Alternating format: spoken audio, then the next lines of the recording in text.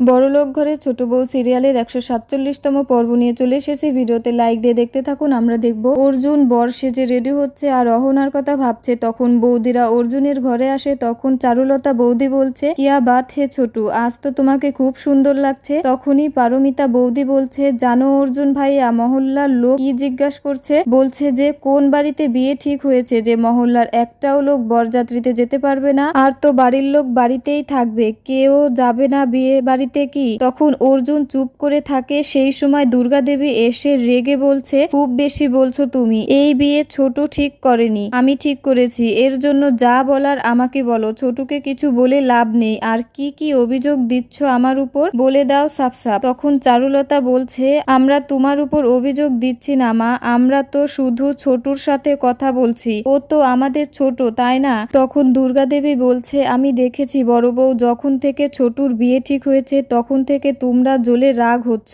যার এই বিয়েতে সবচেয়ে বেশি লোকসান হতে পারতো, ওর মুখ থেকে তো একটিও শব্দ বের হচ্ছে না, ও তো চুপচাপ তালাক দিয়ে বেরিয়ে গেছে। তার মানে ওর কোনো লাভ লোকসান হয়নি, আর ও তো আমার ছেলের কদরও করেনি। তো তোমরা বেকার কেন এই সব করছো, যাও গিয়ে নিজেদের কাজ করো। এদিকে সত্যু মামা অহনার ঘরের দরজায় গিয়ে ডেকে বলছে, অহনা বেটা তৈরি হয়েছো, আরে বর আসছে। তখন অহনা দরজা খুলে বলছে, মামা তৈরি হচ্ছি, কিন্তু কোনে তো এখনো পৌঁছায়নি এখানে। তখন সত্য মামা বলছে, আরে তুমি কোনের কথা ছাড়ো, তুমি নিজে তৈরি হয়ে চলে আসো, কোনে চলে আসবে সময় মতো। আর এমনিতেও আশেপাশের লোক চলে এসেছে, তুমি তৈরি হওনি এখনো। তখন অহনা বলছে, আমি তৈরিই হচ্ছি। তখন সত্য মামা বলছে, জলদি রেডি হয়ে আসো, সবাই তোমার জন্য ওয়েট করছে। তখন অহনা বলছে, আমার জন্য ওয়েট করছে কেন। তখন সত্য মামা বলছে, আরে তোমার মা এসেছে না। তখন অহনা অবাক হয়ে বলছে, আমার মা, কিন্তু মা কেন এলো। তখন সত্য মামা বলছে,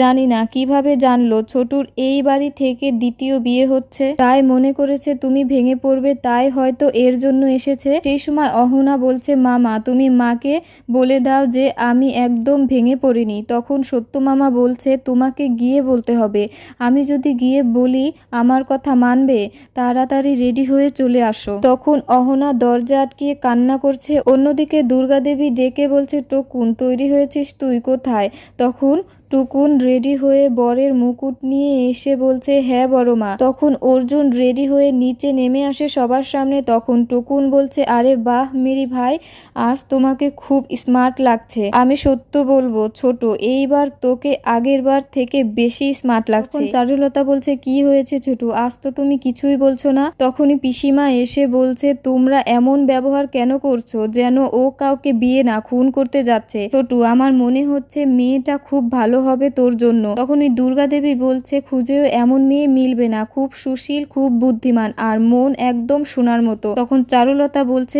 মা বিয়ে সত্য মামার বাড়ি থেকেই হচ্ছে তো, অহনার সামনেই এই সব। তখনই অহনা একা ঘরে কান্না করে বলছে, আমি তৈরি হচ্ছি, শাড়ি পরে নিয়েছি, গহনাও পরে নিয়েছি, তুমি যা দিয়েছো সব পরে নেব, কিন্তু হাসতে পারবো না, চেষ্টা করছি কিন্তু হচ্ছে না, কি করব আর আমার কষ্ট কেন হচ্ছে আমি জানি না, কিন্তু বাস তোমার ছেলে খুশি থাক, সুখে থাক, তুমি তোমার নতুন বউ নিয়ে খুশি থাকো, আমি এটাই চাই মা, আর কিছুই চাই না মা। আমি তো তোমাদের খুশি রাখতে পারিনি, শুধুমাত্র দুঃখ দিয়েছি, তোমার ছেলের খেয়াল রাখিনি, আর তোমার ছেলে তো আমার সাথে খুশিও ছিল না, তো আমার ছেড়ে আসা ঠিক হয়েছে না মা। আর ভালোই হয়েছে, দুদিন লাগেনি, ওর দুদিনও লাগেনি আমাকে ভুলে যেতে, তোমরাও ভুলে গেছো আমাকে, ও ভুলে গেছে। ওই দিন আমার চোট লেগেছিল তো ও জিজ্ঞেসও করলো না, বাড়ি ছেড়ে চলে গিয়েছিলে কিনা, হয়তো নতুন কোণের সাথে কথা বলে সময় হয়নি তো, তাই না। আর আমি কারোর বরের ফোন কেন উঠাবো, আমি আশা রাখি না, আমার তো মান সম্মান আছে।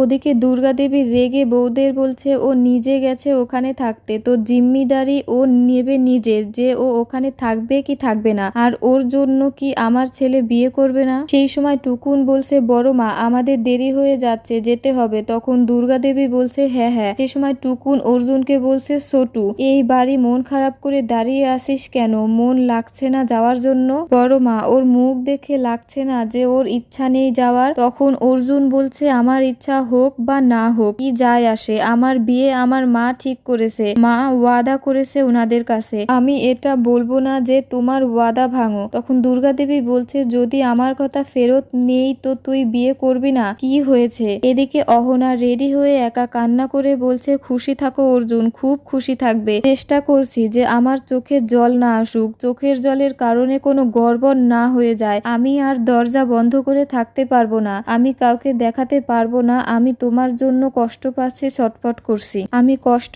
দেখাতে পারবো না কাউকে, আমি দরজা খুলে সবার সামনে যাব, সবার সাথে হাসি মজা করব, দেখে তুমি হয়রান হয়ে যাবে। এরপর অহনা চোখের জল মুছে দরজা খুলে বিয়ের মণ্ডপে যাচ্ছে। তো বন্ধুরা, কেমন লাগলো কমেন্টে জানিয়ে দেবেন।